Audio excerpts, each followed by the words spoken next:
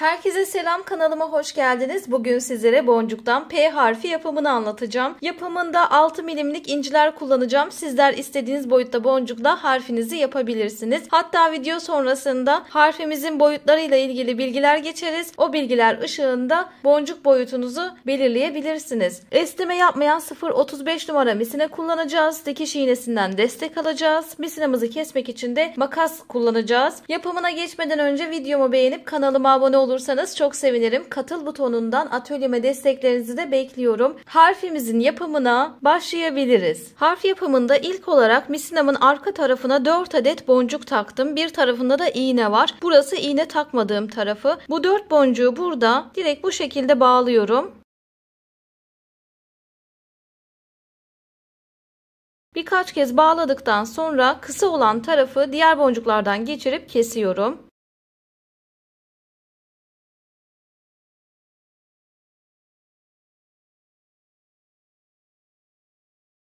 Kısa olan misinayla işimiz bitti. Burada misinamızı bir boncuk iğne yardımıyla öne alıyorum. Harfimin yapımında ilk sırayı yapmış oldum. İkinci sıra için boncuk takıp geliyorum. İkinci sıra için 3 adet boncuk taktım ve bu 3 boncuğumu misinamın bulunduğu boncuğun arka tarafından iğnemi geçirerek sabitleyeceğim. Bakın bu şekilde olacak.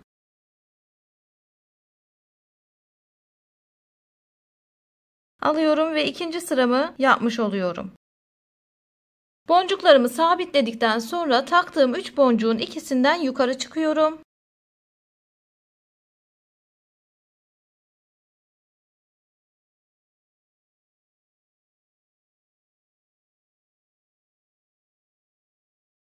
Üçüncü sıra için tekrardan boncuk takıyorum. Yine 3 adet boncuk taktım. Bu 3 boncuğumun sabitlemesini de misinamın bulunduğu boncuğun yine arka tarafından dolanarak yapıyorum. Üçüncü sıram da hazır. İkisinden yukarı çıkıyorum.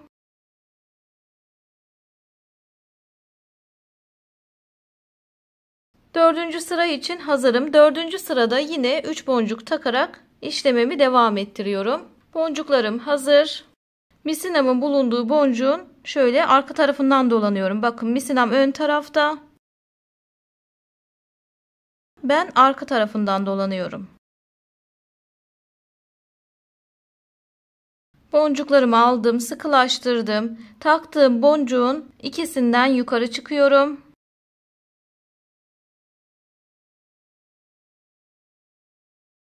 Sıralarımızı bu şekilde oluşturuyoruz. Şimdi tekrardan boncuk takıp gelelim. Bir 3 boncuk daha taktım. 5. sıradayım. Misinamın bulunduğu boncuğun arkasından dolanıyorum. Boncuklarımı sabitliyorum. Daha sonrasında taktığım 3 boncuğun ikisinden yukarı çıkıyorum. Ve sıkılaştırıyorum. Diğer sıram için hazır hale gelmiş oluyorum. Yine boncuk takalım 3 tane. Boncuklarım hazır. Arka taraftan dolanıp sabitleyelim. İkisinden yukarı çıkalım.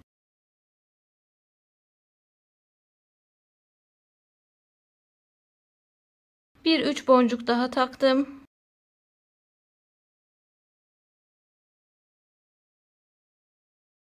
Ve burada boncuklarımı yine sabitledim. Şimdi yaptığımız sırayı sayacak olursak eğer 1, 2, 3, 4, 5, 6, 7 sıra yaptık. 7. sırada yukarı çıkmıyoruz. 2 boncuk yukarı çıkıyorduk ya, çıkmıyoruz. Burada sadece bir boncuk yukarı çıkmamız yeterli olacak.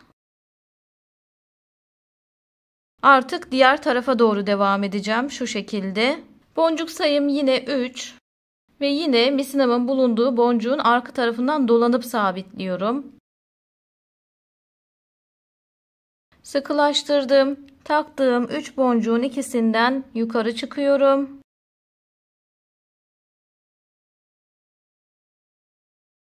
Üç boncuğum hazır. Yine bir 3 boncuk taktım. Misinamın bulunduğu boncuğun arka tarafından dolanıp alıyorum.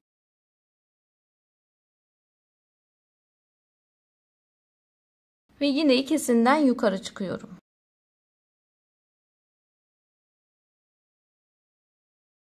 Artık bu aşamadan sonra harfimizin kıvrımını yapacağımız için boncuk sayımız 2, 3, 2, 3 şeklinde devam edecek. Şimdi ilk defa misinama dikkat ettiyseniz 2 adet boncuk taktım. Ve bu boncukları da sabitlemesi yine aynı. Misinamın bulunduğu boncuğun arka tarafından dolanıyorum. Ve ikisinden de misinamı geçirip diğer tarafa geçiyorum. Bakın ikisini de alacağız mutlaka.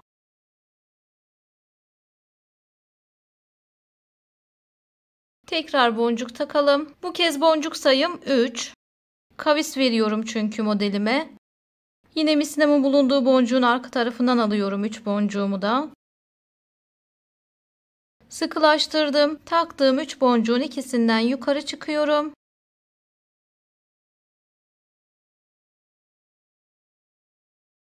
Diğer sıra için hazırız. Kavis vermeye devam ediyorum. 2 boncuk takacağım. Boncuklarım hazır. Misinamın bulunduğu boncuğun arka tarafından alıyorum. Boncuklarımı sabitliyorum. Sıkılaştıralım. Taktığımız 2 boncuktan aşağıya iniyoruz.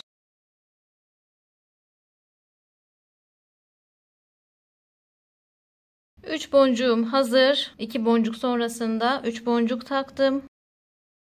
Misinamın bulunduğu boncuğun arka tarafından dolanıp boncuklarımı alıyorum. İkisinden yine yukarı çıkalım.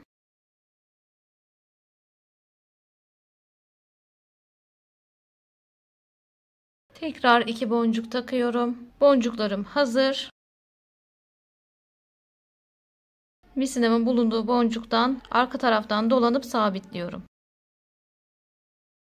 İkisinden de geçiş yapıyorum tekrar karşı tarafa doğru. Kavisimi verdim. Şimdi burada sapıyla arasında bağlantı kuracağım arkadaşlar. Bir tane boncuk takıyorum misinama. Bir boncuğum hazır. Bağlantımı kuracağım. Bağlantımı şu şekilde kuracağım. 1, 2, 3, 4. boncuğum üzerinden tam orta boncuğumdan kuracağız. 7 sıra yapmıştık biliyorsunuz. 1, 2, 3 sıra yukarıda kalıyor. 3 sıra aşağıda kalıyor. Misinamı 4. boncuktan aşağıya doğru geçiriyorum. Bakın şu şekilde.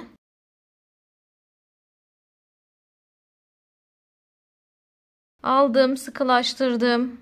Bir tane daha boncuk takıyorum. Bir boncuk daha taktıktan sonra bakın şu bizim önceki taktığımız boncuk. 4. boncuktan geçtik aşağıya doğru. Bir tane daha boncuk takıp sabitlememi buradaki 2. boncuğumdan yapıyorum. Bakın misinam da bu boncukta zaten dikkat ederseniz. Buradan girdim. Yukarı doğru çekiyorum. Ve bağlantımı kuruyorum. Çektim, bağlantım kuruldu. Şimdi burada misinamızı bağlayacağız. Birkaç boncuk geçiyorum. Hangi boncuklardan geçtiğinizin bir önemi yok. İsterseniz geriye de dönebilirsiniz. Sıkılaştırmamızı mutlaka yapıyoruz. Şöyle bir boşluğa geçiyorum arkadaşlar. Orada göstereceğim size bağlama yapmayı. İyice sıkılaştırdıktan sonra bu arada misinamı bağlayacağım. Burada bağlarken arkadaşlar şu aradan giriş yapıyorum. Arada misinam var. Burayı biraz daha yakın göstereyim size. Bakın bu aradan giriyorum. Şurada misina var zaten. Bu misinanın altından iğnemi geçirdim. Misinamı çekerken hepsini çekmiyorum. Şurada bir baloncuk bırakıyorum. Buradaki baloncuktan iğnemi geçiriyorum. Ve çekiyorum. Çektim, düğüm attım. Düğüm işlemimiz bu şekilde olacak. Tekrar girelim aradan. Şöyle iğnemi geçirdim. Hepsini çekmedim. Dikiş düğümü atar gibi arkadaşlar. Baloncuktan da iğnemi geçiriyorum ve çekiyorum. Buraya düğüm atmış oluyorum. Birkaç kez yapabilirsiniz. Diğer boncuklardan da misinamı geçiriyorum. Yukarı doğru da geçirebilirsiniz. Aşağıya doğru da fark etmez. Misinamı birkaç boncuk geçirdikten sonra burada kesebiliriz arkadaşlar. Harfimizin bir şablonu hazır. Aynısından videoyu geri alıp bir tane daha yapacağız. Ve bu iki şablonu üst üste koyup Dışarıdan ve içeriden birleştireceğiz. Şimdi aynısından bir tane daha yapalım. Birleştirme işlemi için tekrardan görüşelim. Birleştirme işlemi için hazırız. Harflerimizi normalde üst üste koyup birleştirme yapacağız. Fakat ben şimdi mantığını anlayabilin diye biraz açık olarak göstereceğim size. Bunun için de şöyle harflerimi çeviriyorum bir tanesini ve şu sap kısımlarını yan yana getiriyorum. Buradan açık bir şekilde birleştirme göstereceğim. Daha sonrasında kapatıp birkaç da kapalı göstereceğim. Geri kalanını kamera arkası yapacağım. Biraz da size ortadan başlangıç yapacağım. Burayı da birleştirmemiz gerekiyor çünkü. Başlangıcımızı yaparız. Geri kalanını yine kamera arkası yaparız. Şöyle tekrardan açıyorum. Şimdi misinamı şablonumun birinin ilk boncuğundan geçiriyorum. Aynı misinaya bir tane boncuk takıyorum. Yine aynı misinayı diğer şablonumun aynı boncuğundan, ilk boncuğundan aşağıya doğru geçiriyorum. Misinamın uçlarını eşitliyorum. Ve böylelikle birleştirmeye başlamış olduk. Şimdi herhangi bir tarafa bir tane boncuk takıyorum ve bu boncuğumuzu düğümleme yöntemiyle bağlayacağız arkadaşlar. Bu şekilde sabitleyeceğiz. Nedir düğümleme yöntemi? Bunu harf videolarımda mutlaka anlatıyorum. Sadece belki o harf yapılıyordur, o harf izleniyordur diye. Bunda da anlatacağım. Aynı taraftaki misinayı, yani boncuğumun tarafındaki misinayı ters çevirip boncuğumdan geri geçiriyorum. Hepsini çekmiyorum. Burada bir baloncuk oluşturuyorum. Bakın diğer taraftaki misina ile alakamız yok. Karıştırırsanız eğer diğer harf videolarımda birleştirme işlemine bakabilirsiniz. Şimdi burada oluşturduğum baloncuktan diğer taraftaki misinayı geçiriyorum. Şöyle ortasından geçirdim. Aldım ve çekiyorum. Çektiğimde burada bir düğüm oluşuyor arkadaşlar. Bu oluşan düğümü misinamın bulunduğu boncuğun arasına elimle yardımcı olup alıyorum. Birleştirmelerinizi bu yöntemle yaparsanız harfleriniz daha sağlam, daha kalıp gibi durur. O yüzden bu yöntemi gösteriyorum. Şimdi birleştirmeye geri dönelim. Birer boncuk misinalarımı sağdan ve soldan ön tarafa alıyorum.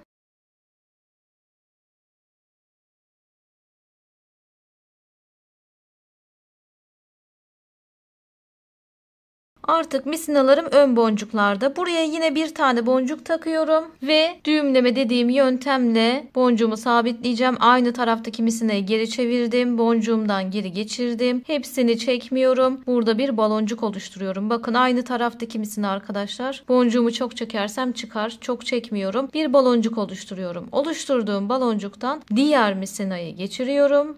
İçinden geçirdim. Ve karşılıklı çektiğimde burada bir düğüm oluşuyor. Oluşan düğümü de boncuğumun arasında elimle yardımcı olup çekiyorum. Düğümleme yöntemimiz bu. Bu kadar. Bir kere daha göstereceğim. Şimdi yine birer boncuk ön tarafa gelelim. Bir sağdan ön tarafa geldik. Bir de soldan geliyorum.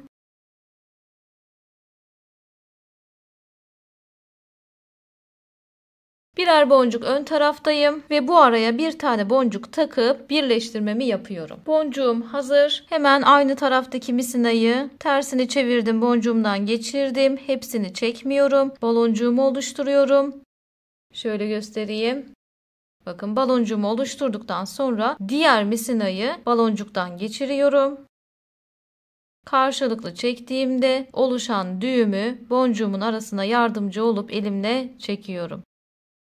Birleştirmenin mantığı da arkadaşlar birer boncuk öne geliyorum, araya bir boncuk takıyorum. Birer boncuk öne geliyorum, araya bir boncuk takıyorum. Şimdi bu şablondaki boncukların aynısı diğer şablonda da var. Her yerinde aynı şekilde. Şöyle karşılıklı denk geliyorlar. Hatta kapatıp da göstereyim size. Bakın her tarafından aynı boncuklar birbirine denk geliyor arkadaşlar. Bu denk gelen boncukların aralarına birer tane boncuk takarak birleştirme işlemi yapıyoruz. Şurayı şöyle birleştirdik. Aşağıya doğru devam edeceğiz. Denk gelen boncukları da görüyorsunuz. Bunların aralarına birer tane boncuk takıyorum. Birleştirmenin mantığı bu. Kapalı da olsa, açık da olsa aynı şekilde. Birer boncuk ön tarafa gelelim.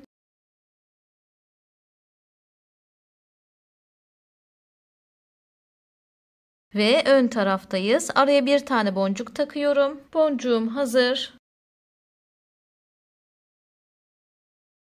Şöyle çektim. Düğümümü sakladım, birleştirdim. Şimdi şuraya kadar ben biraz hızlandırayım. Zaten 3 boncuk kaldı. Daha sonrasında birkaç da kapalı göstereyim. Gerisini kamera arkası yapalım. Şimdi biraz hızlandırıyorum.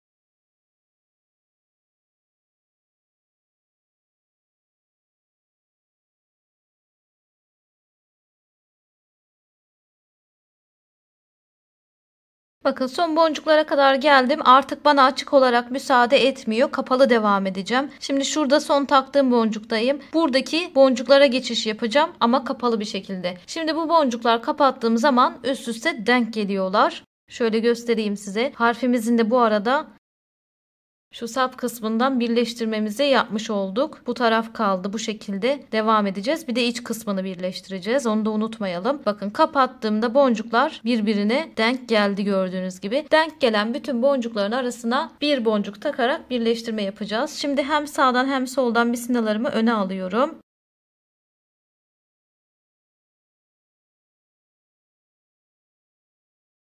Bu bir boncuğu herhangi bir tarafa takabilirsiniz. Sağ ya da sol misinanıza fark etmez. Bir tane de boncuk taktım. Çekip burayı birleştiriyorum bakın.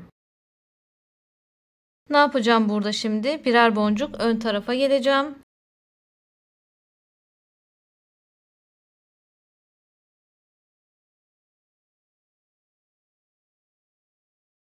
Ve araya bir boncuk takarak birleştirmemi yapıyorum.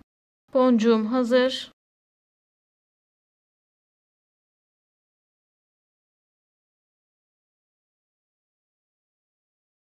Bu şekilde devam edeceğiz. Yine birer boncuk ön tarafa, araya bir boncuk.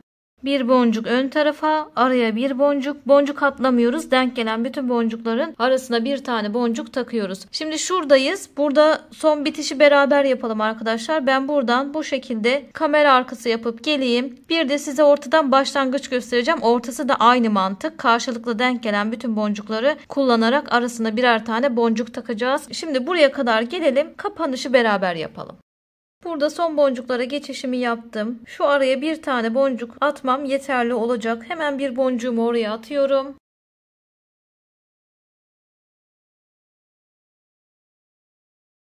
Bakın düğümleme dediğimiz yöntemle boncuğumuzu buraya taktıktan sonra birleştirme işlemimiz bitmiş oluyor. İşlemimiz bitti fakat şimdi misinamı bağlarken şuradaki 3 boncuktan dolandırarak bağlayacağım. Bu taraftakini diğer tarafa doğru da alabilirsiniz. Fark etmez. Buradan da ilerleyebilirsiniz. Oradan da ilerleyebilirsiniz. Şöyle 3 boncuğun üçünden de geçiyorum. Bu aralarında bağlantı kuruyorum arkadaşlar. Bağlantı yok çünkü. Kopuk kopuk durmasın diye misinalarımı bir araya getiriyorum. Üçünden de dolandım geldim, misinalarımı bir araya getirdim. Şimdi bu şekilde bağlama yapıyorum. Bunu özellikle gösteriyorum ki içerideki bağlamanızı da aynı şekilde yapın. Diğer boncuklarınızı da mutlaka bağlantı kurun. Burada direkt bağlayalım.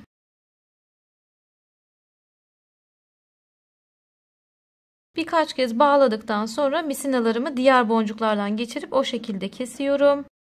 Bulunduğunuz yerde hemen kesmeyin. Düğümümü saklıyorum. Hangi boncuklardan geçirdiğinizin bir önemi yok. Komşu boncuklardan destek alarak geçirin arkadaşlar. Birkaç boncuk geçirdikten sonra da kesin.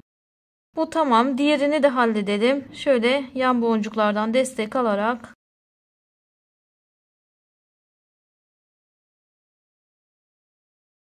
bu da tamam. Şimdi dışarısı tamam. Şöyle göstereyim size. Her yerden mutlaka birleştirdik. Boncuk atlamadık. Uçlarımız bu şekilde. Sıra geldi içeriye. İçerisi de aynı mantık. Karşılıklı denk gelen boncukları görüyorsunuz zaten. Bunların arasına boncuk takacağız. Şimdi misinamı şöyle herhangi bir boncuktan yukarıya doğru geçirdim. Aynı geçirdiğim misinama bir tane boncuk taktım.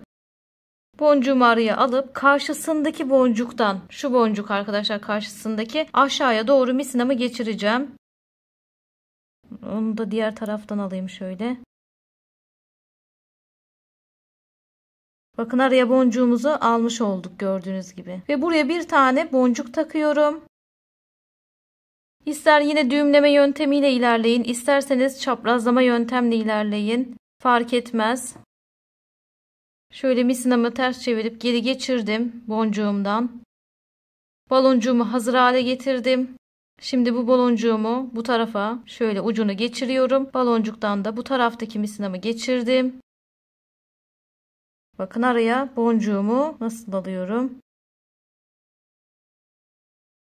Bu şekilde birleştirmeler yapacağız. Şimdi denk gelen boncuklarım var. Gördüğünüz gibi bunlara misinalarımı geçiriyorum. Buradan ilerliyorum arkadaşlar. Bu tarafa doğru da gidebilirsiniz. Fark etmez. Bir tane bu taraftan boncuk ilerliyorum. Çeviriyorum. Bir tane de diğer taraftan aynı denk gelen boncuğu.